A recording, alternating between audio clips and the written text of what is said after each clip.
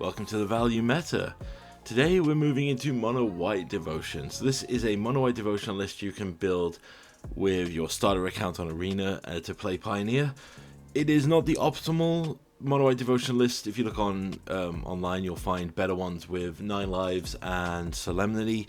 However, in Best of 1, that's a real cop-out, I think, because it's basically, do they have an answer to your prison or not? So if you want to play that, go for that. This is basically a re-envisioned Soul Sisters deck. So yeah, it's not meta, but it's fun. So this is the rare and mythic breakdown. As you can see, it is 3 mythics, 11 rares, 12 uncommons, and then the rest are commons. What do you want to do in this deck? Well, we want to gain a ton of life. So we'll go first to our mana base. Like all our mana bases here, this is 19 basic planes and 4 Shrine to Nykthoses. So basically we're going to add mana equal to our devotion. And how are we going to get devotion? Well, in this deck we're going to play a ton of Soul Sisters. Essentially creatures that gain a life when a creature enters. So we have Hinterland Sanctifier, Luminarch Veteran, Life Creed Duo, Daxus Blessed by the Sun, and 2 more Soul Sisters which have the key effects. We have Case of the Uneaten Feast, bit harder to remove because it's enchantment, but also if we solve it by gaining 5 or more life, which we will, we can use it as kind of a 1 turn to recast our cards from the graveyard.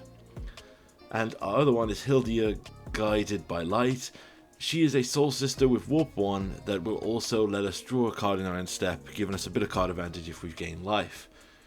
Now you might think that's a lot of Soul Sisters. Are we just a life gain deck? Yeah, we are, but we're not running any Pride Made effects or things like that. What we're running is Reverted Hoplite and Evangel of Heligod. These are both the same card with different mana costs.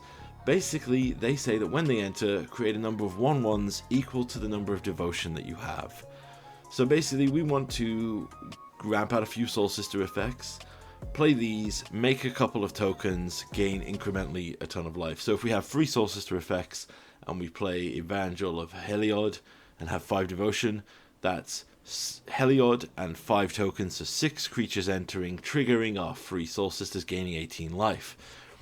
Now, how are we going to abuse that? Well, we're going to abuse that with our Mythic slot. We are going to run Archangel of Foon and Heliod the Suncrowned. Now, disclaimer.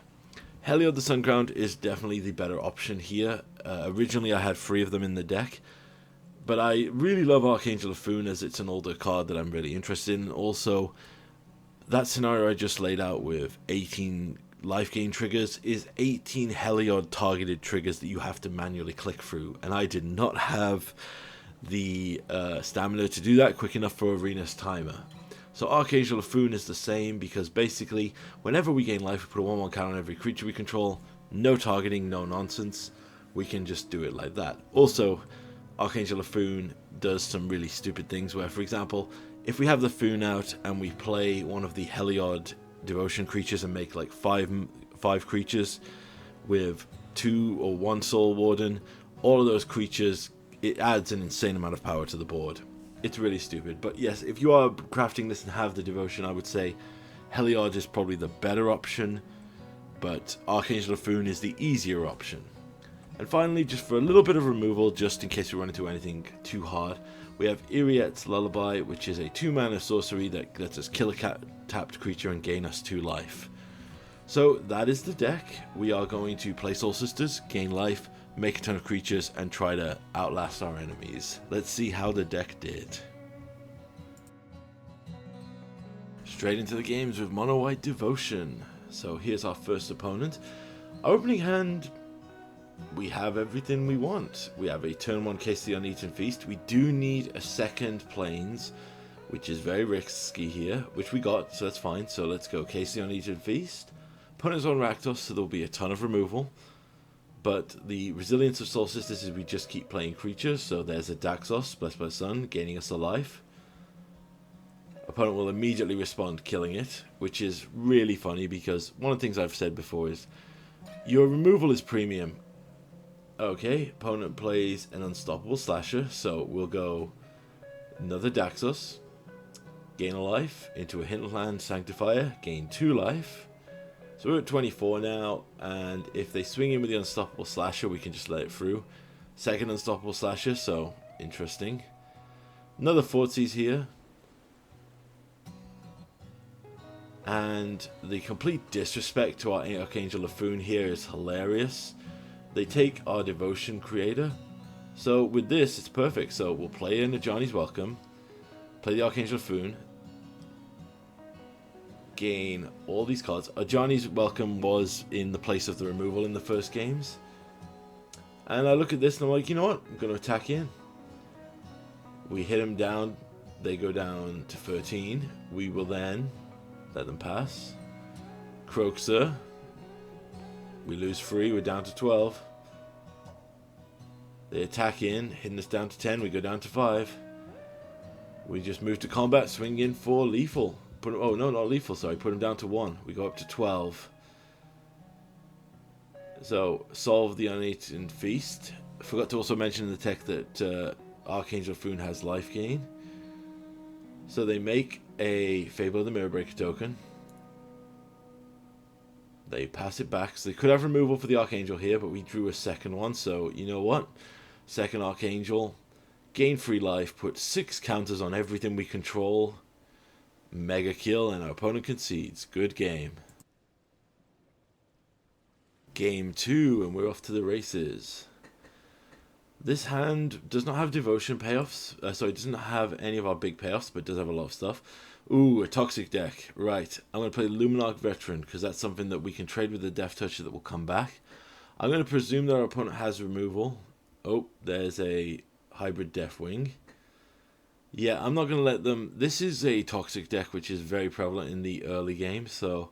in the best of 1 meta. So I'm going to play the Luminarch Veteran to trade with the Void Ring here, just to force them to have stuff. So there's Venser, another toxic creature. We'll block. They're probably a huge proliferate deck, so basically we just got to make sure they just don't get this. So Case the Uneaten Feast, Hinterland Sanctifier, gaining a life. We will then warp in Hildia, which will gain us 3 life. Now she'll go to end step, trigger to draw us a card, and warp away a card. Venser doesn't have Death Touch, so we can block it. There's a hybrid, so more toxic coming in.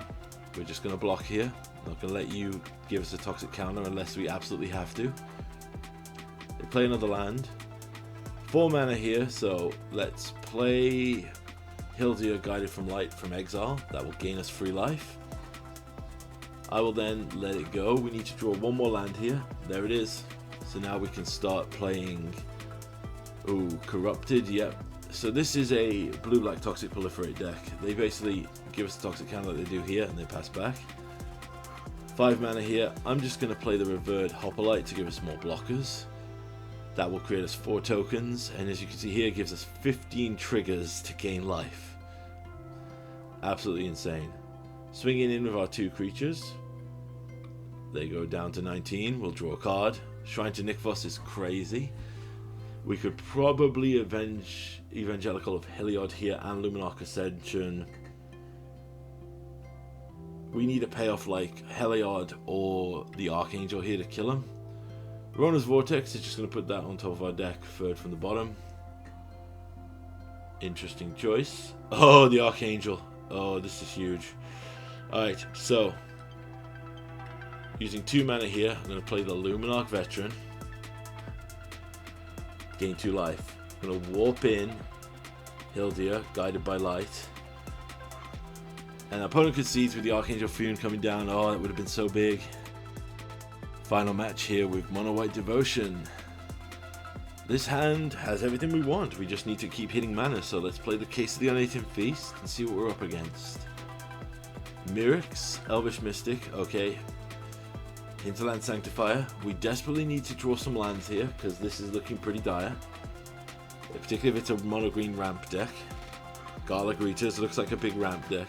Another ramp spell. Alright. Alright, Hildia, Guided by Light. We're going to have to just warp her in and pray that we can draw some cards. Yep, so that'll give us enough to draw here.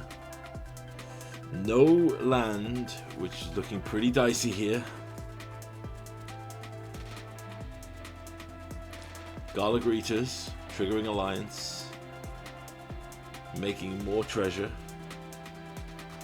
Playing a lot. Okay, Rakdos. No, sorry, Rakdos. Gruel. My bad. Played so much. Arlen the Pack's Hope. Interesting. Making 2 wolf tokens. Triggering Alliance. 4 times, so they clear all their modes. Very good. Swing in for 2, we'll take it. We're not worried about life total. There's our 3rd land, thank God. So we'll have to warp in Hylia here. Sorry, play her. To gain the free life to just keep drawing, because we've got to make sure we hit our lands.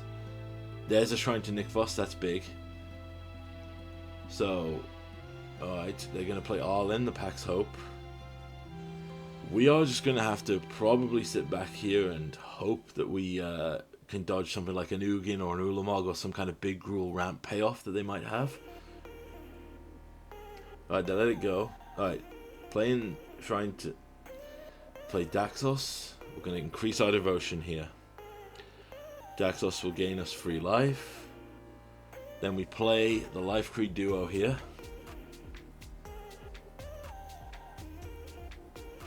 They clearly have some kind of disenchant effect. They're hovering over our enchantment. I think they want to see what happens when we solve it. So we're not going to swing in, because I know your creatures have flash, because I've played Arlen. Yep, there it is. Maze Crusher. Going to trigger the Gala Greeters. Making a bunch of treasure. They can remove oil counters to kill the case of the Uneaten Feast, or kill Daxos here. They use Myrics to make a counter. Sorry, to make a Might. So we solve the case. Draw a card. A lot of Life Creed duos. Okay. Arlen flips back.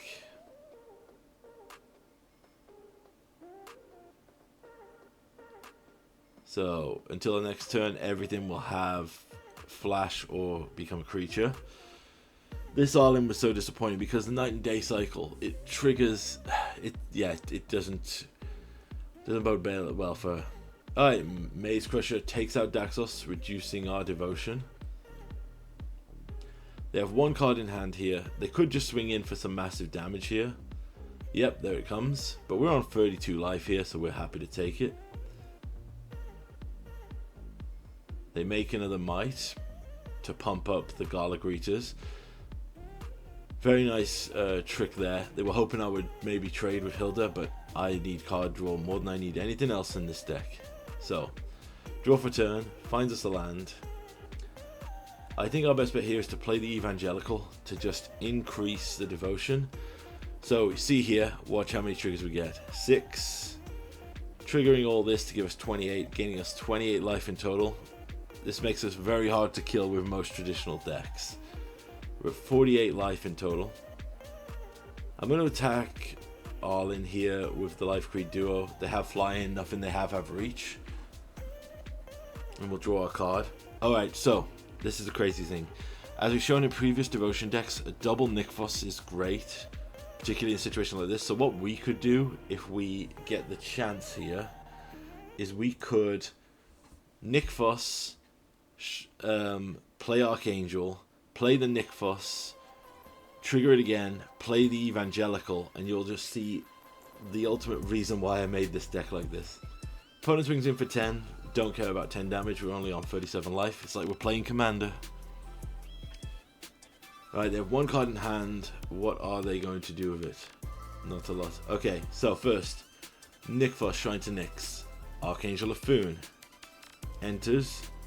4 Soul Sister effects, which will put 4 counters on everything we control. An opponent concedes, but we could have done a huge thing there. But you saw the power of this, so hope you enjoyed it. This is me saying that we could have literally played the Evangelical of Heliod, made 10 creatures, pumped the creatures by like 50 power.